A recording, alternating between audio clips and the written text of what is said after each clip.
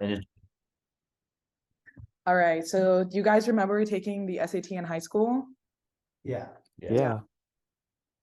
Do you guys remember your SAT score at all? I think I got in the 1300s, so I was chilling. I was like average-ish. I did pretty bad. I got like in the 1100s. What about you, Brian? I think I did pretty good. Oh, nice. Yeah, we have different ranges here. We all got into the school. Yeah. So it doesn't even matter. Yeah. So, but like, why did we even have to take that? Because I remember when I was applying, like it was required to, or I think actually the year I was applying, some schools didn't require it. But before my year, I think I was the last year. Like we were the last year. Yeah, that required us. Yeah, but for many years the SAT was required, or the ACT was required as like one of these. Yeah, you had to take one of them for to apply for colleges. But like, why did we even have to do that? Dude, I don't even know, because it's not like the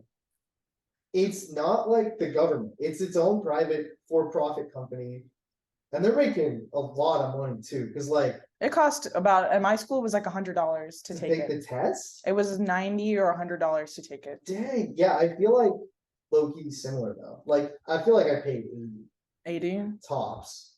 Was yours free or did you have to pay for it? I had to pay for it. Yeah, my school. Yeah, I think I think everyone had to pay for it, but I think the prices range, because I think mine was like 50 or something, 50 or 60. Oh, if I remember.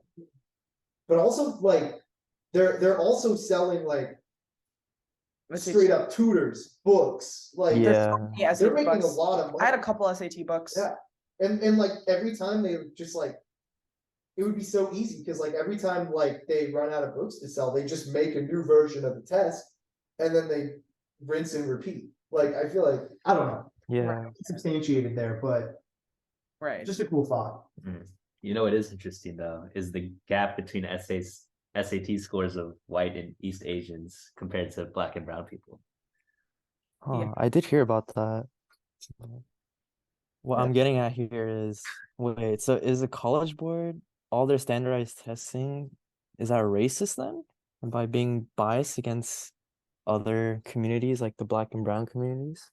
Yeah, it's kind of strange how there's like such a big like gap and disparity between the scores. Yeah. It's interesting. Hi, my name is Ryan Litt, and I'm going to talk about Whiteness as Property by Cheryl Harris. Hi, my name is Lorenzo Santo Domingo, and I will be talking about the Majoritarian Achievement Cap article by Barbara J. Love. Hi, I'm Isha Kakarla, and I'm going to talk about Weapons of Math Destruction by Kathy O'Neill. And I'm Brian Lee, and I'll be talking about the Nice White Parents podcast. So the first article that I think would help answer that question. So from the National Education Association, or the NEA, National Education Association, they have this article called The Racist Beginnings of Standardized Testing. And it's pretty solid. I feel like it sums up a lot of stuff, but something crazy to just know. One of the important people in designing the SAT, his name was Carl Bigham. He was literally a eugenicist, a psychologist, and like straight up, he designed the test to basically separate white people from Black and brown people. Damn. So colleges in the early days, they would like, and I think this was like 1923, 1930, or no, he wrote his book in 1923, and he has the test started in 1930. And like the schools, when they first did it, they started this straight up to like basically keep undesirable racists out of their schools. So like, to answer that question, just based on like this document, it pretty much seems like, yeah, at least at one point in its history, it was certainly a racist institution. Yeah, there's also an essay that was mentioned by this guy named Gil Troy, where he basically wrote The Racist Origins of the SAT. And basically, yeah, he was saying a direct quote here. And many social scientists misapply Charles Darwin's evolving evolutionary science and eugenics pseudoscience, worried about maintaining white purity. So obviously there was what he's referring to there is the colleges wanting to keep out people like Black and brown people, and like they were doing it to maintain white purity. And what that reminded me of was way back early in the quarter, we were talking about, actually I feel like this was more recent, whiteness is property, and it was by Cheryl Harris. Yeah. And basically she makes the argument that like whiteness is a property that has like vested interest and value in like maintaining. And like that certainly reminded me of what his name's Gil Troy was talking about. Just specifically like they were trying to maintain the purity of the white race at these schools to like, you know, I guess low-key kind of protect the property interest of being white. Mm-hmm. I don't know. So yeah, there's a bunch of examples of this throughout history. Though there were a few, but the one that I like wrote down because I thought it was like super interesting was the Plessy v. Ferguson case. And I feel like before I like came to this school, I didn't really know like what this case was about. I low-key did not know it had anything to do with like railroads and like this level of civil rights. I thought it was literally a guy went to a free state with his owner, and then the guy sued for his freedom. That's how it was described to me. But there was a specific argument made by the lawyer Albion Torgi, I think is his name, Albion Torgi. And basically the argument he made is that whiteness is like the most important property to anyone, has insane value. Because an argument that basically Plessy made, okay, let me explain the situation. Let me rewind. Plessy, a Black man, sat down on a specific part of a train that was designated for white people. They just recently segregated trains, and essentially this was a planned way of getting this brought to the Supreme Court.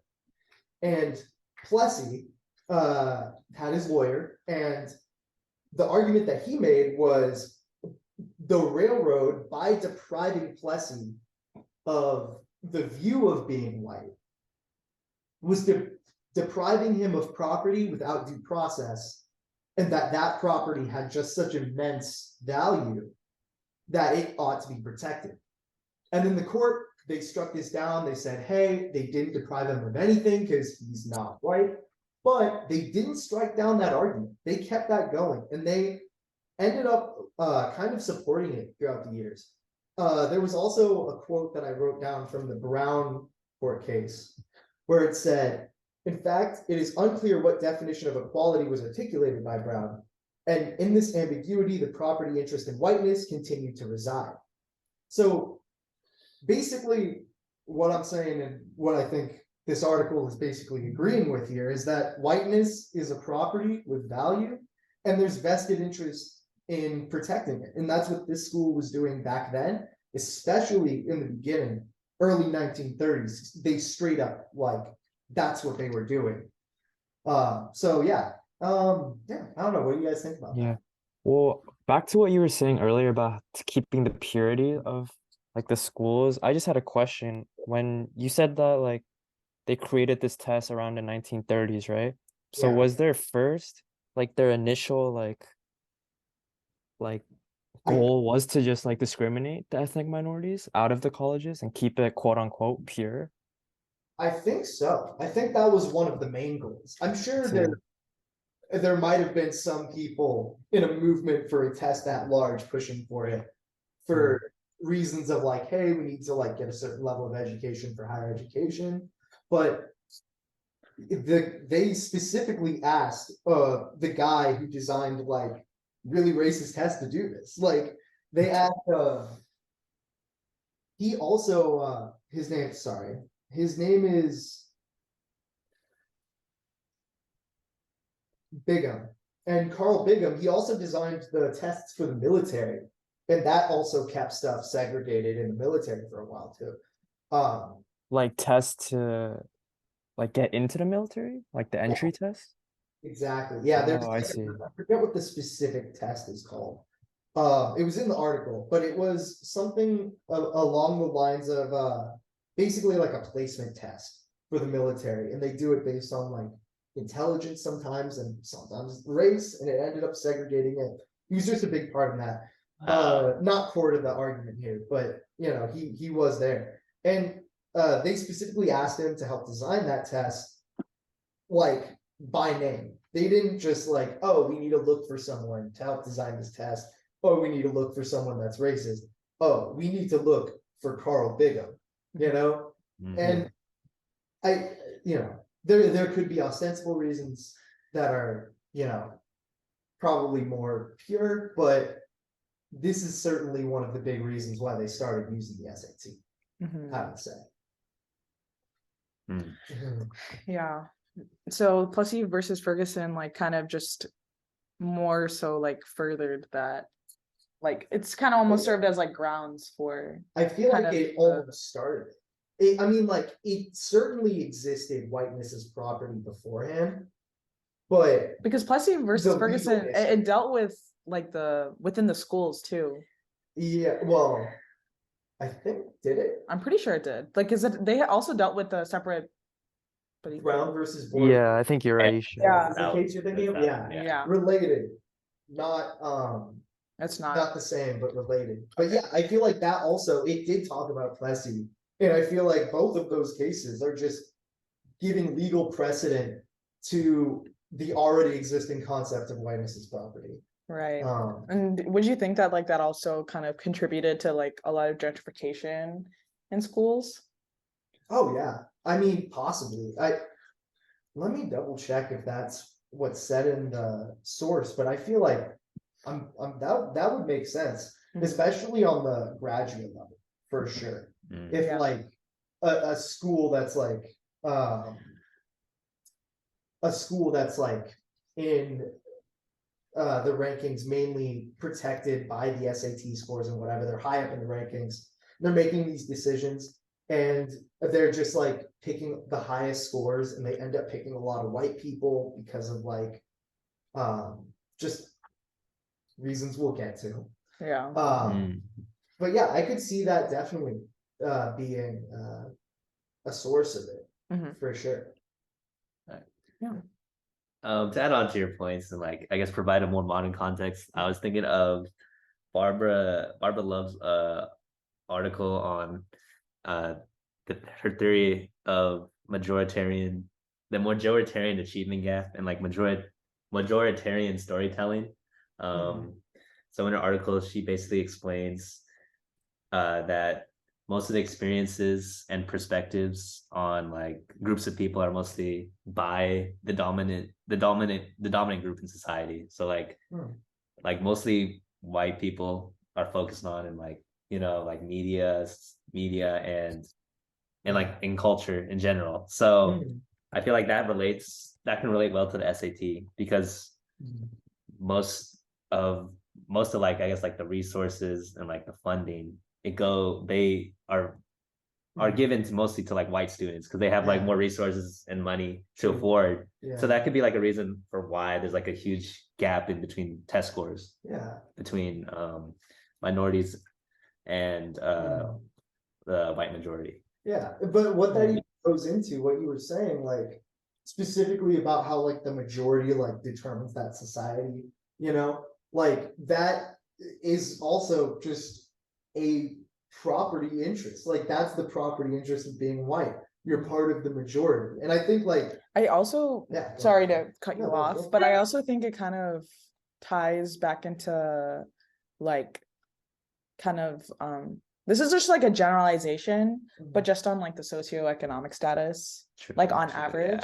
Yeah. Because we were talking initially about kind of the gap between like white and East Asian people and Black and brown people. Yeah. And if you look at like the average median income by race, white and Asian people are usually much higher, more on the yeah. higher end. And that I feel like also just kind of makes that gap like wider. Wider. Yeah, Yeah, right. Sure. Yeah. No, I definitely agree with that. But the I was just gonna read out a quote real quick. Another one from Plessy, but he straight up. Yeah. So the quote that I wanted to read out here from Plessy was, where is it? Hold up, sorry. Okay. So the quote I wanted to talk about, basically they said in Plessy, the value in like being white, 19/20ths of the country is owned by white people. That's a quote he cited. All right. Continue. That's it. Yeah. Oh, wait. Can you repeat that? Really? Yeah. Oh, yeah. The quote that I basically had, the statistic he was citing was at the time 19/20ths of the country was owned by white people. So being white was just super important to like what you'd have access to, what you'd be able to do, and all that stuff. And like, yeah, that's like as Harris said, like I feel like a lot of these problems originate from the protection of whiteness as like a property interest.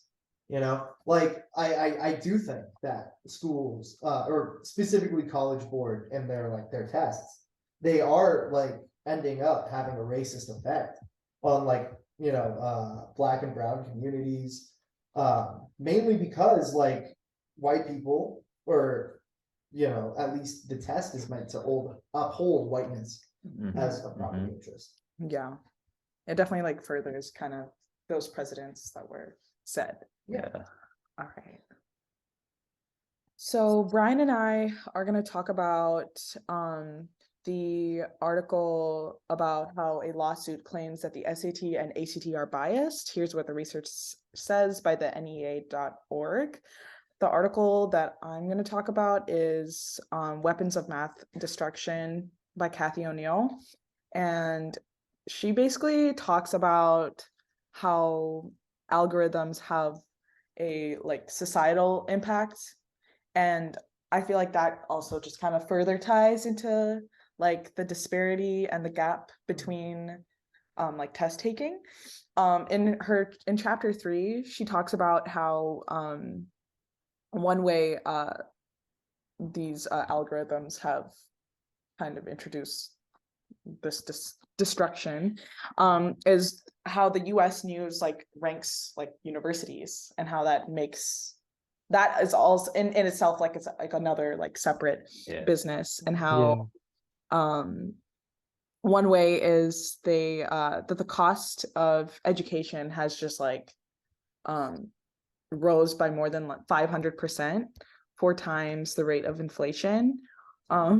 Schools are just like now being competitive to be competitive. Like the acceptance rates are just declining because a lot of schools are just trying to get onto the list and trying to like get their school to be on the list. Yeah. It's kind of like, instead of being a way for like people to like figure out what institutions are the best way to further their education, it's just kind of a way that schools are just competing with each other to just to be the best, just to be the best.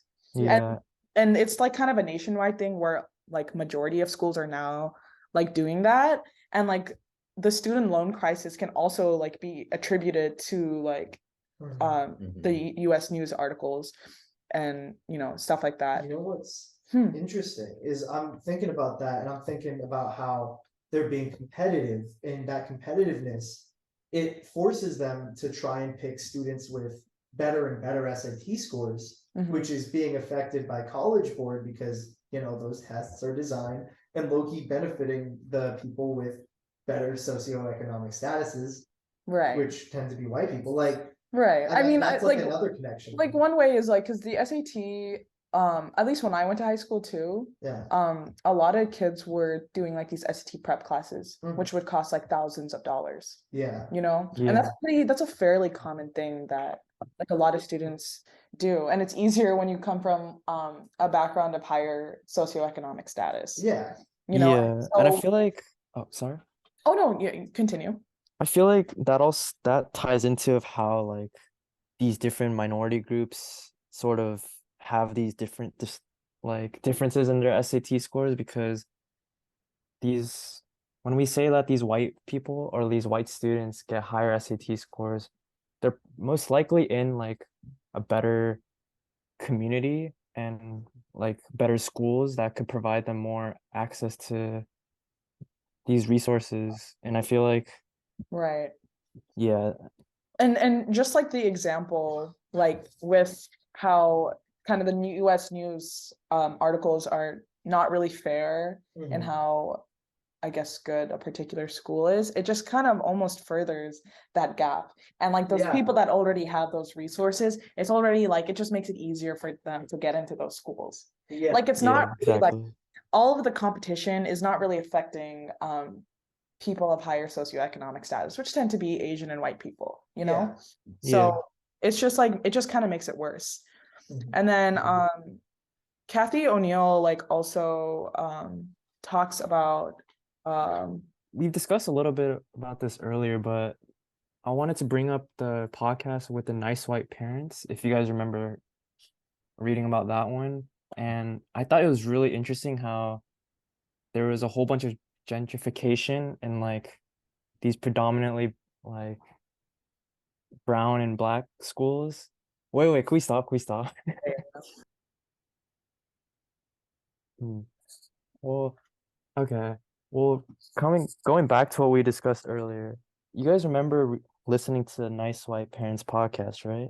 And I thought it was really interesting how there was they had like basically the PTA. Okay, stop.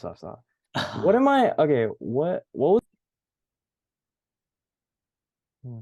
Also, I feel like another thing about the SAT and ACT being biased is that from the podcast Nice White Parents that we listened to earlier, um,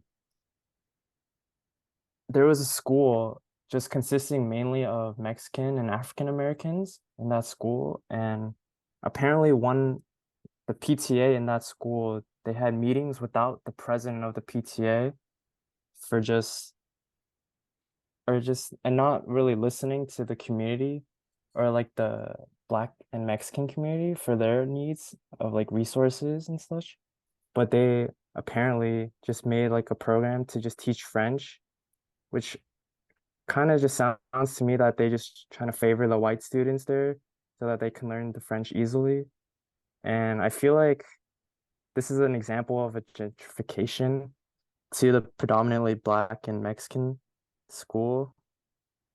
And later, it fully focused on appealing to white families and their education and just kind of ignoring these minority groups of the children. right, because it used to be like majority of those brown and black kids, and then they like were introducing like all of those they were introducing those language programs that were just appealing to the white students and the white families. It just like made Yeah, that gap yeah. worse. It just like that's like what started the gentrification. Mm-hmm. Forget what their name was, but it was like a specific set of French Canadian parents, and they brought their entire like white community along with them. And like at one point they were like overstepping the real PTO made up of like the black and brown families, just doing their own thing, doing their own separate stuff without any of them being in the know, because they'd all know each other based on like being in the same community. So they kind of took over the school. Yeah. It's just it's interesting. I feel like it kind of shows that like it can like the biases that go within high school like that can happen like that and just cause completely different situations for like black and brown people taking the test at the school, which could like also contribute to the SAT and that gap, you know. Yeah, I mean that was like one example that happened in one school, and that Yeah. probably it's a lot more common than we think. And that's just like one small example of like kind of the big umbrella of factors that influence this kind of the same outcome with the disparity in the SAT scores, and that just kind of leads into like the college admissions process and the disparity there too. Yeah. Yeah.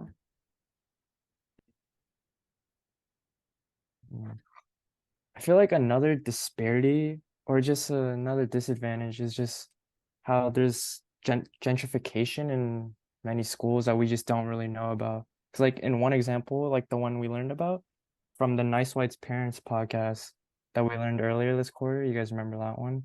Yeah, I yeah. feel like that one, I feel like that one was crazy to read because after they made the French program without even the PTA president's approval, more and more white people came into that school, which caused those minority groups like the Black and Mexicans that were already predominantly going to that school to compete with these new white students there. When I thought that was really unfair. Right. And like a lot of Yeah. those white kids came from like a higher socioeconomic status. Yeah, So exactly. So it's just like really unfair to those kids. Participate.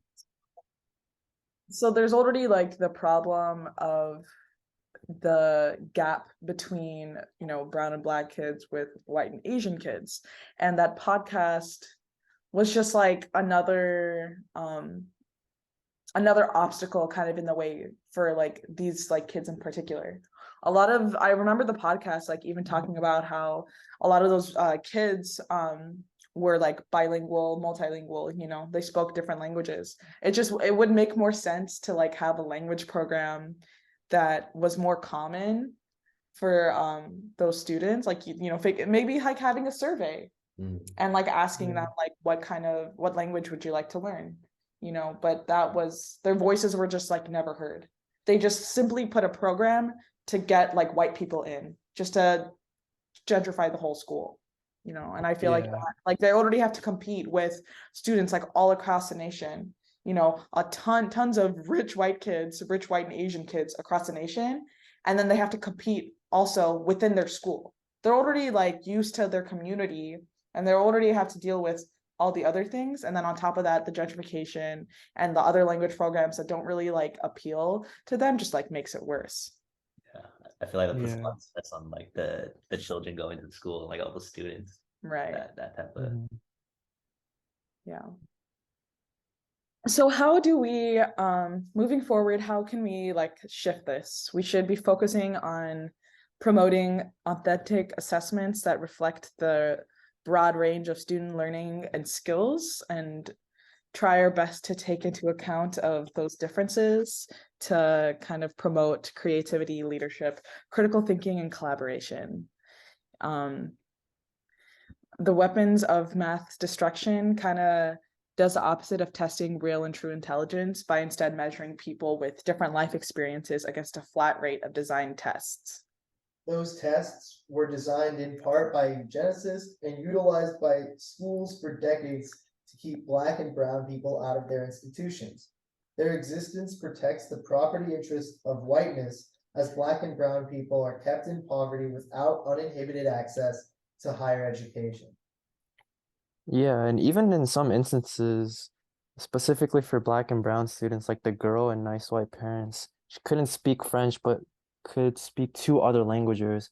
And she was kind of forced in her situation to kind of adapt to these standards, to these new standards that the white people made in order to succeed in a society designed by these people. ultimately society is designed by the majority and often leaves out the minority, as can be seen throughout this discussion. To succeed in the majority of society, those in the minority are often forced unnecessarily to adapt to this standard, which is often detrimental or harmful to these people's success.